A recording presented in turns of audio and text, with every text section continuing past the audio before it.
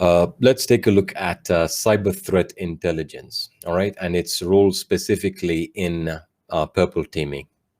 So what is cyber threat intelligence, or CTI as it's commonly known as, or abbreviated to?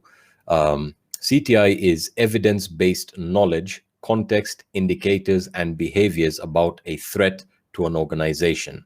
So that's pretty much the best definition I can give you, because it sort of encapsulates all that a threat intelligence analyst should be taking into account with regards to calculating the risk. And I don't mean, direct calculation as you would if you're performing a pen test. I mean a proper calculation and estimation of risk that can be communicated and contextualized accordingly, and can also be translated into for example, recommendations for either red team operation, or even a purple team exercise that then prioritizes what needs to be tested, so that those issues or the blue team can be assessed on how good or how well they're able to detect and defend against what has been found by the threat intelligence team or analyst.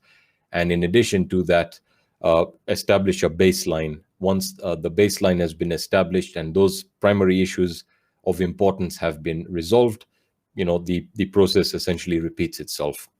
And CTI is one of the many reasons that purple team programs or exercises are of high value. So while a red team can try thousands of methods to reach an objective, of course, if they're not following a well-defined plan, adversary emulation plan, a purple team will focus on the methods, tradecraft, and the TTPs that are most likely to impact the organization. What that means is that if you have an in-house threat intelligence analyst, and again, they could be working on both sides, the blue team, red team, and sort of alternating, and for obvious reasons, if you have someone good inside, they will be aware of not only what's going on out there and new threats that are likely to target the organization, but they also have a good understanding as to what the issues are in-house, as well as in addition to that, they also have knowledge and an understanding or intelligence on previous attacks that the organization may have encountered. And all of this feeds into planning and orchestrating a successful, and that's in quotes, successful purple team exercise. So threat intelligence is information or data that is collected and analyzed to better understand an adversary's motivations, targets, TTPs, and also extending that to tradecraft. Now, this intelligence is used by companies and more specifically defenders to make better informed decisions when it comes to improving the security posture of the organization, but more importantly, detecting and defending against threats. Threat intelligence is also enabled, or also enables defenders to take a more proactive approach when it comes to actively defending against evolving threats, provided that they are being fed with this, updated or constantly evolving intelligence about constantly evolving threats. CTI is only effective if the intelligence is evidence-based.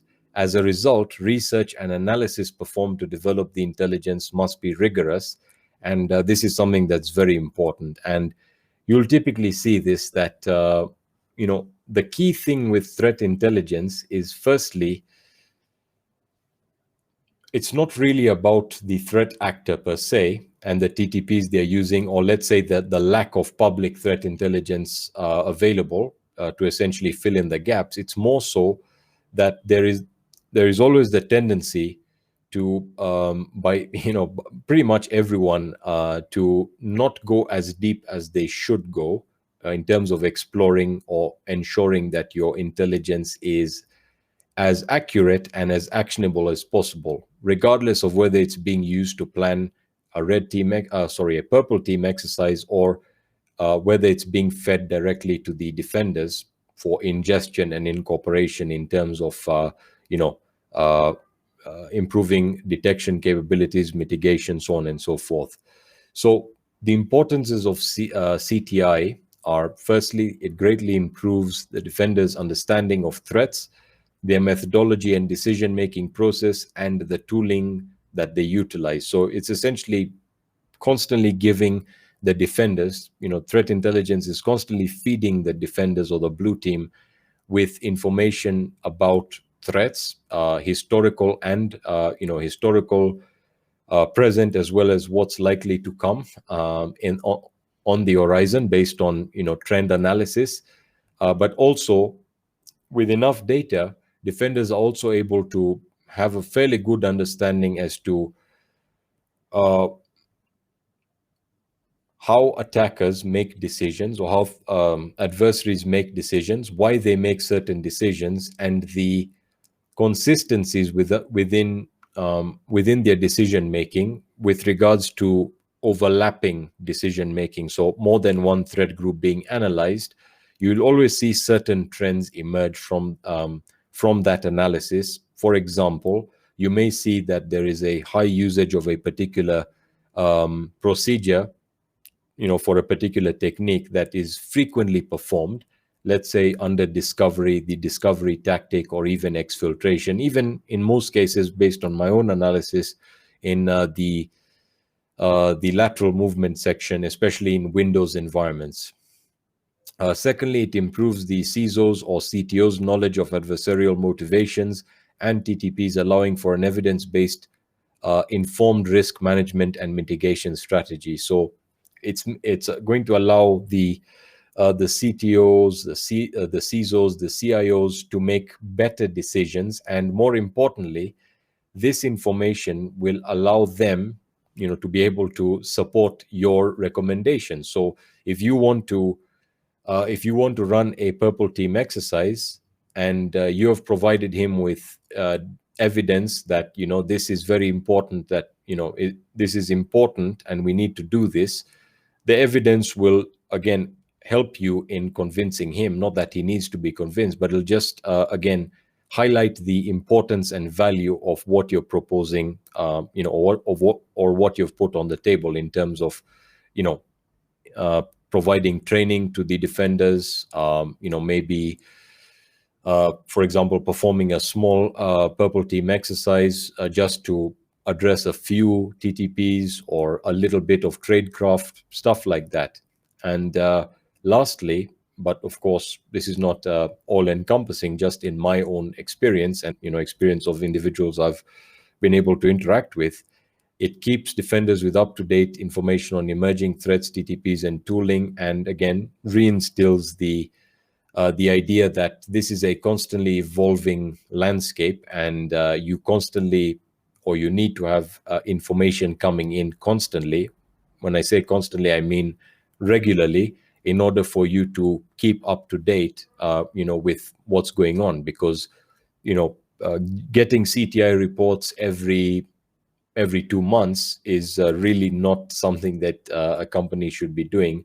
And what I mean by that is threat intelligence, when incorporated in an organization, usually ends up operating in one of two ways. The first way is sort of the way or means that really doesn't help anyone. And by that I mean, the threat intelligence analyst might be very good at what they do. However, they're not sharing enough information. So this is in scenarios or in cases where, again, good threat intelligence is being performed, but it is thought, or it is communicated to these security departments, that these need to be in the form of formal reports that are either transferred via email, or worse yet, through a meeting on Friday.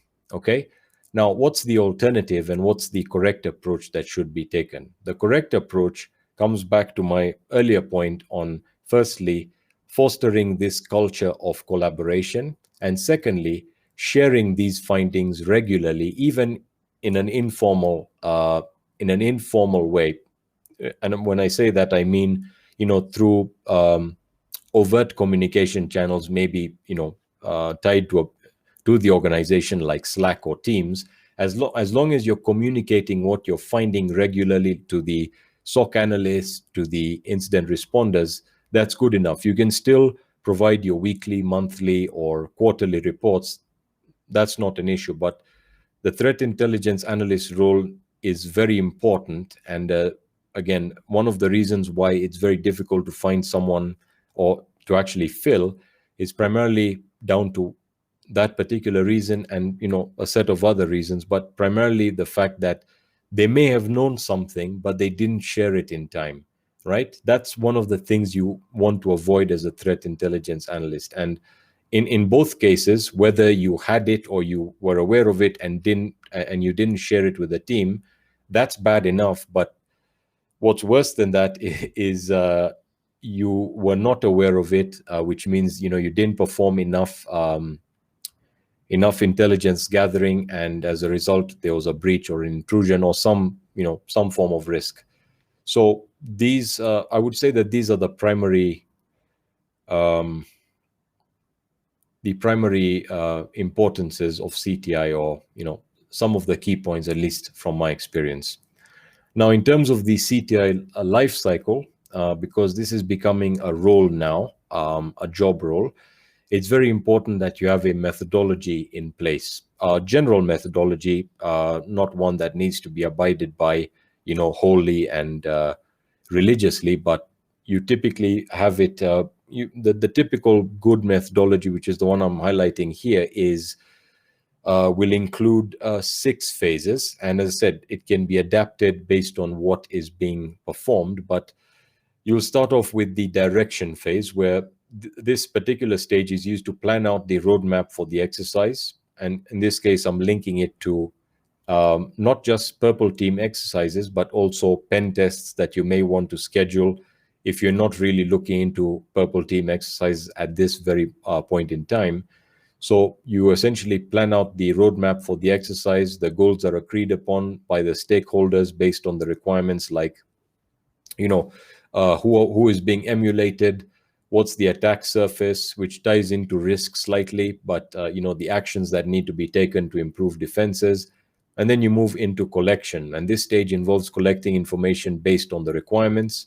So I'm now referring to a scenario where the threat intelligence analyst or the group of threat intelligence analysts as a team is responsible, or are the purple team, specifically playing the role of the individuals who perform the threat intelligence on, or identify the threat actor, perform the threat intelligence, identify TTPs, and then pass it along to the red team.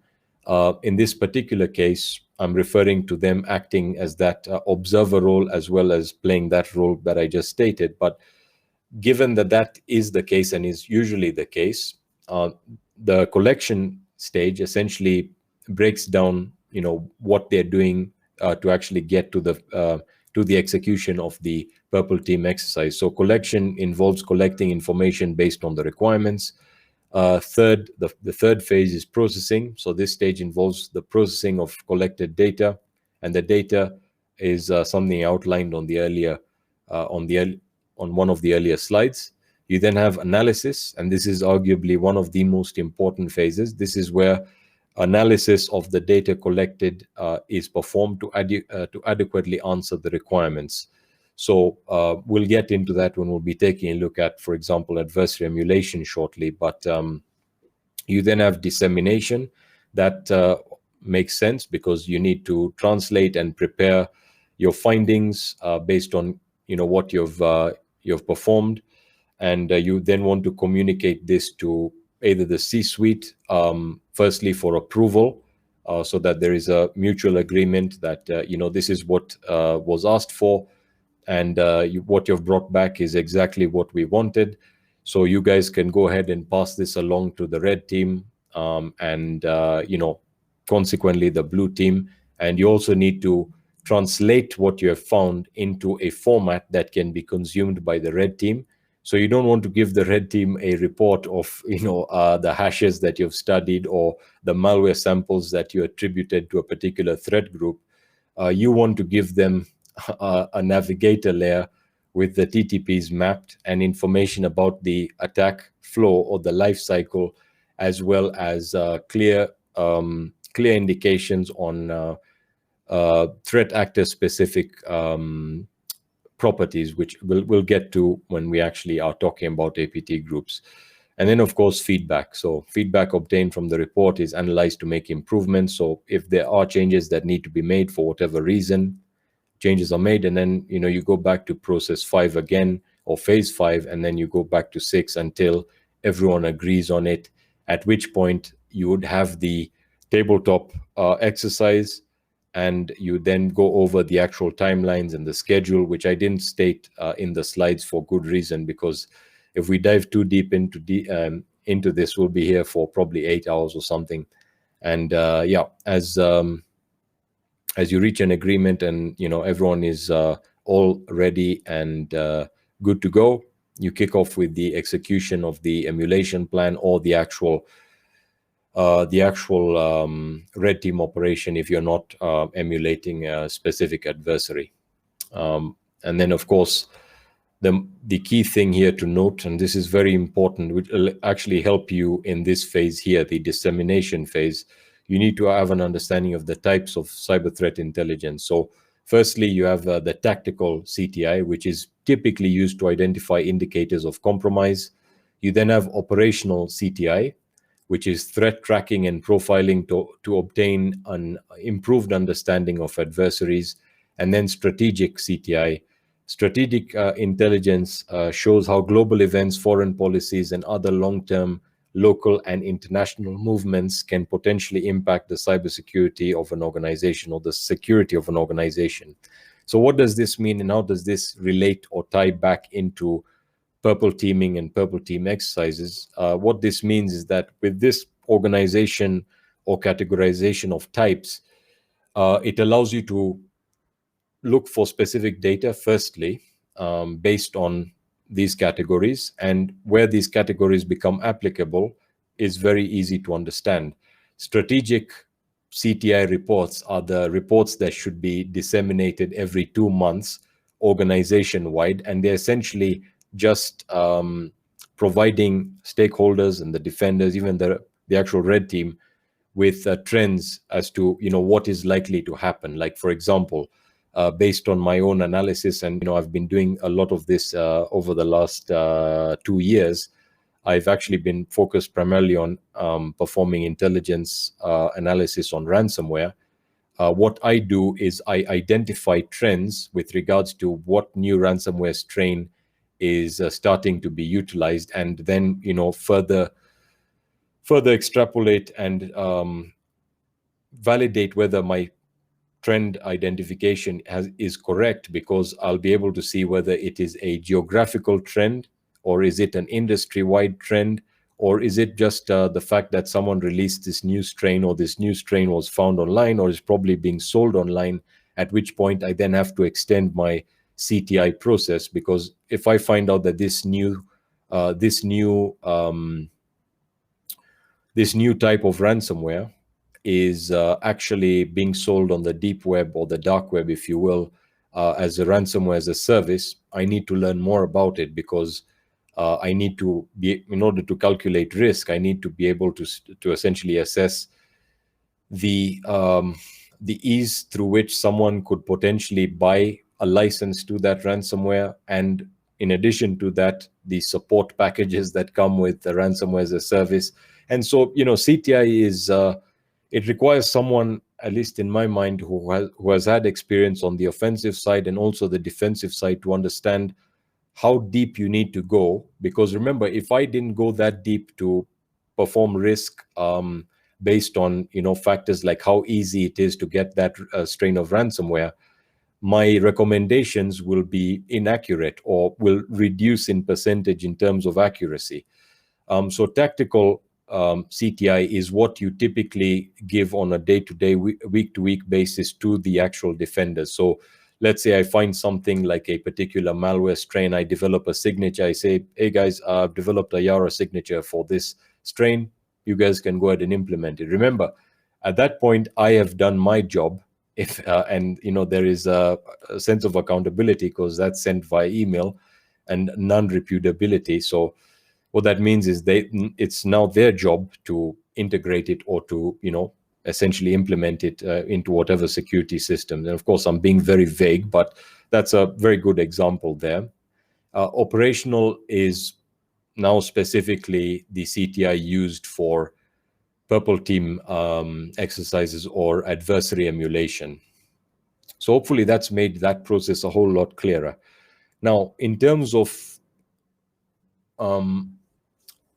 operational CTI, specifically with regards to adversary emulation and adversaries and TTPs, and how you'd essentially present these TTPs to different teams, this is where frameworks like the MITRE ATT&CK framework come into play. Now, for the purpose of this particular session, we're not really going to be focusing too much on the actual framework. We're going to be touching on the actual Navigator, because it is used a lot by for threat intelligence reports. It's also used by the blue team to map coverage of specific TTPs with regards to whether they've implemented mitigations for them or not. And for the red team, it's fairly obvious. These are the techniques or sub-techniques that we need to execute. And everything's simple on the offensive side.